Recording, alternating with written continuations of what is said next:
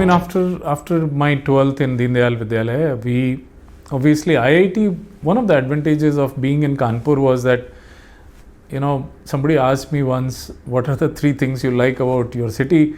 And I said, Deendayal Vidyalaya, Gangaji, and IIT Kanpur. And I was fortunate to have had a great influence on my life by all three of them. So, as I said, Gangaji, of course, because I was living literally on the banks of Ganga for 5 years, or more like 7 years, I guess. And then Deendayal Vidyalaya, I got to spend another 6 years in Deendayal Vidyalaya. So that was the second best thing which Kanpur had to offer. And of course, the third best thing was IIT Kanpur. I was fortunate to, actually, after I moved from the banks of Ganga, actually I moved to the banks of IIT Kanpur, if you would use that term. I was literally 2 kilometers away, living outside IIT Kanpur. And as a student, it was very curious. I was always very curious as to what's behind this huge infrastructure. It's a fascinating place. I mean, I used to go inside. It used to be a free and open campus.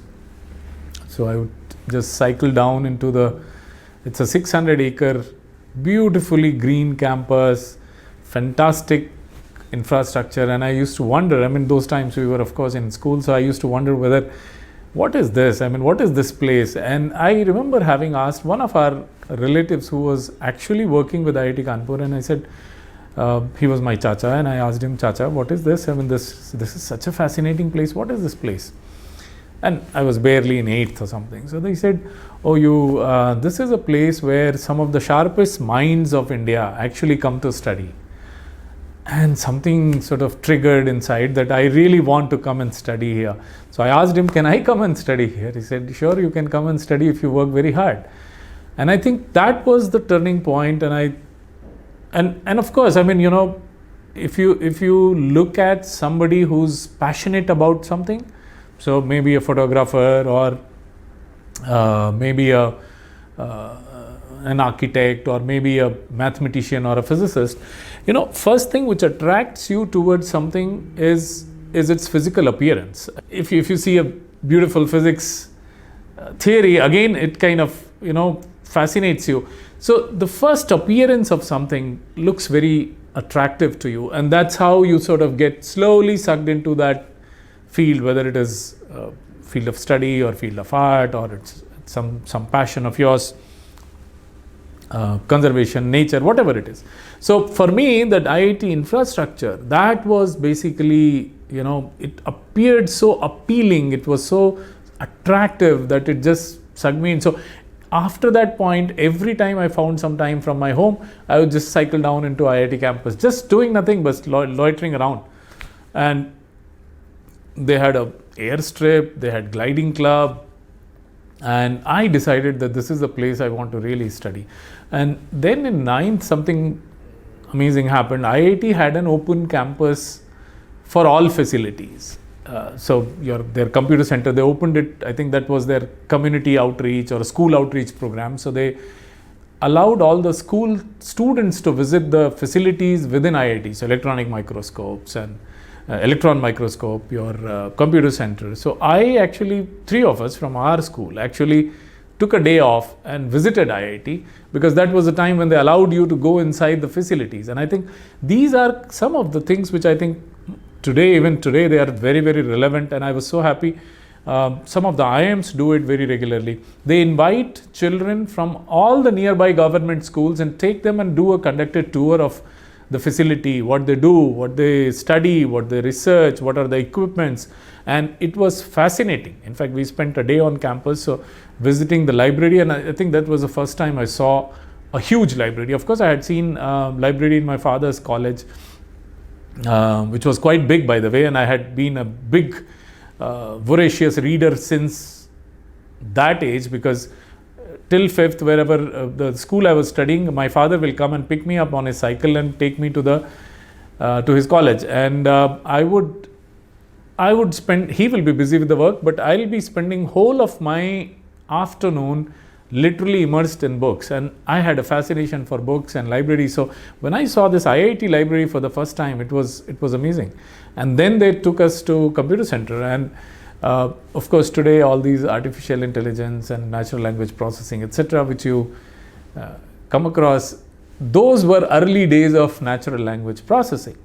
And there was a researcher sitting on a console, and he said, oh, this computer, you can actually do a conversation. And I said, how can you converse with a computer? And then he said, you ask any question and it will reply. And I asked a question and it replied as if it was a human being. And this, remember, I mean, this was like early 80s.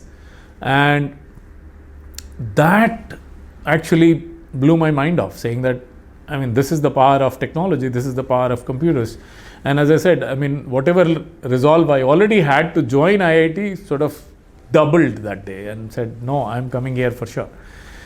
So that was the as I said, three things of Kanpur: Ganga, Deendayal Vidyalaya, and IIT Kanpur. And I was so lucky and fortunate, and I think it's a grace of God, it's a Ishwar ki kripa ki we managed to, I was lucky to have been associated with all three of them. So once I graduated from Deendayal Vidyalaya,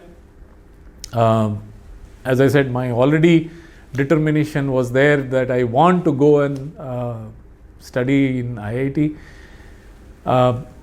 Those were the days where you didn't have this, proliferation of coaching classes. I think Agrawal classes was something which was there, and then Brilliance tutorials used to be there, and you had to subscribe to them for correspondence method. So you will write, they will send you a question paper, you write an answer, they send it back to them, they will check it. Of course, so I didn't actually subscribe to any of them. One of my seniors who had done it, he passed it on to me, saying that this will help you prepare. He came to know that I was very keen on joining IIT, so he graciously gave it to him, his used material to me. So I actually used that, and that was very, very helpful. And of course, within my class, I had a set of people who were very, very keen and motivated, just like me, to be able to make it to IIT. And I think we formed a small little group, and we will spend numerous number of hours with that group, and with this background, this motivation. And it was so lucky, all four of us. And then, as I said, in 11th and 12th, we also had the opportunity to interact with some of the seniors who had actually made it to IITs in the earlier batches. And they kind of, sort of sharpened our edge in understanding of physics and maths, which were two of the critical components if you wanted to make it to IIT. And all four of us who were studying together every day for IIT, we made it to IIT. And then, of course, I mean, things took their own shape, and I was thrilled. I mean, the life was so different and so good, and the teachers were so great. You had people who were just, I mean, you just feel like, bowing to their feet, because they were just so knowledgeable in their fields. It was physics, mechanics, metallurgy. One of my outstanding teachers was of metallurgy, and I think he made metallurgy so interesting. He's unfortunately no more, Dr. Bhargav. So, I mean, you saw these brilliant minds, and then you had the colleagues, cohort, which was even more inspiring, I would say. I mean, you were already you were selected from amongst the best of your school. So I was, and my group of four was already, probably one of the best in the schools, in my school, and probably some other schools as well.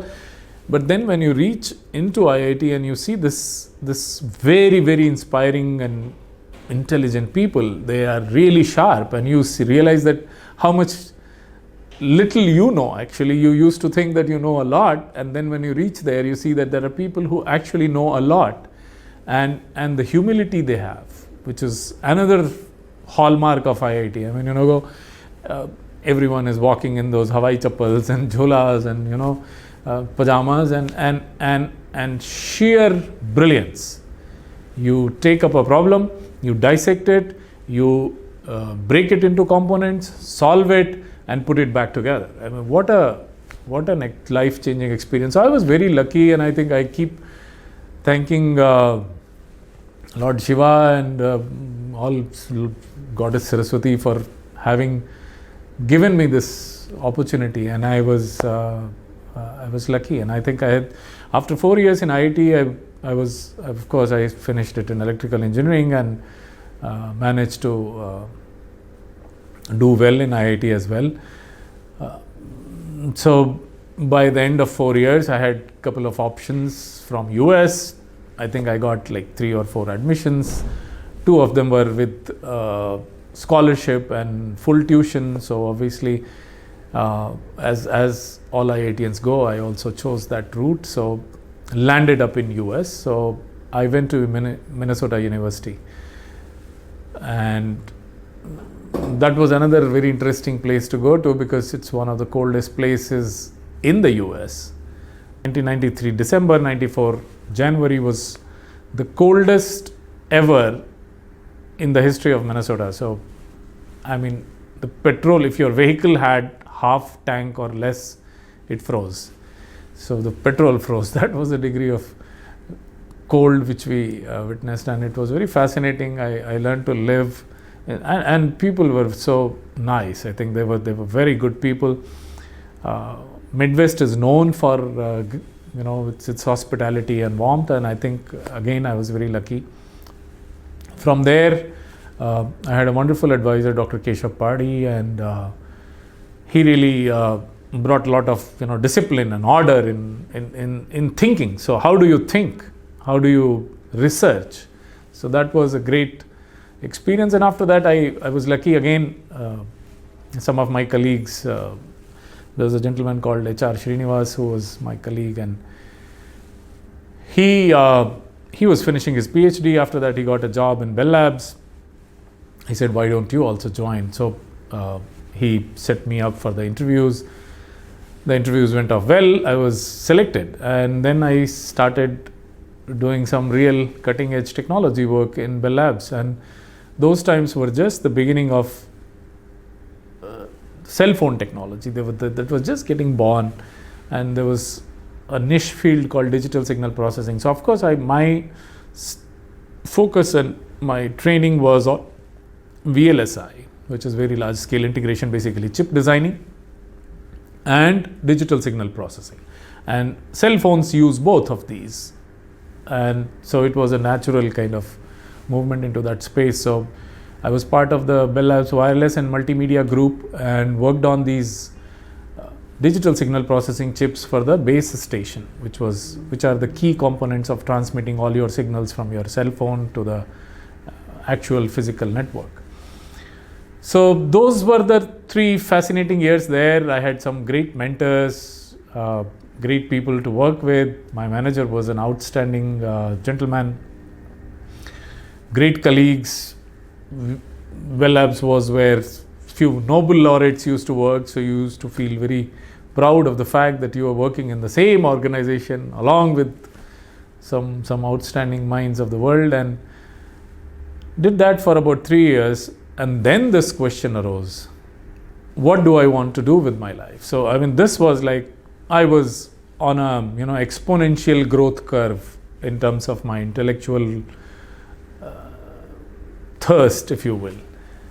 But was I making a sufficiently satisfying social impact? Of course, I was making social impact. I was designing things for the future, and I was designing things which people will use tomorrow to communicate. I mean, if you look at it, communication has been a fundamentally transforming technology, particularly for a country like India. We have been able to empower so many citizens who have been out of the system or who have found the system very difficult to connect to or to access benefits or public service delivery mechanisms. And now this very vital link is communication, and that device, that smartphone, has actually brought in so many people. If you look at the Jan Dhan account which have been opened in this country, I mean, this has been a phenomenal success, I would say. 50 crore accounts have been opened, I'm told. So people who were out of the system, and then they are connecting through this smartphone, this communication. And I was working on that. So in some sense, I was involved in social impact, but was it direct enough? Was it visible to me? Probably not. So I would design, feel happy, file patent, get recognition, get reward, file, write a paper. But then, do I see the smile on the face of the person who's actually using it? Probably no. So that was the sort of, that was first time when in my career, so I had an exponential growth, I would say, in terms of intellectual growth and also financial growth. So I was doing very well. I had met all my needs. I had met my intellectual needs. I had met my financial needs.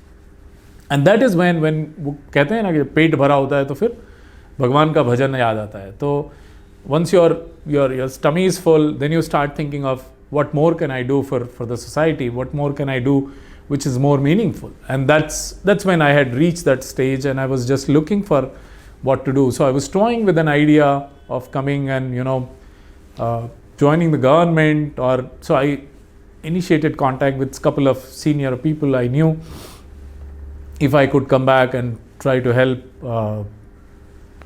do something for the people.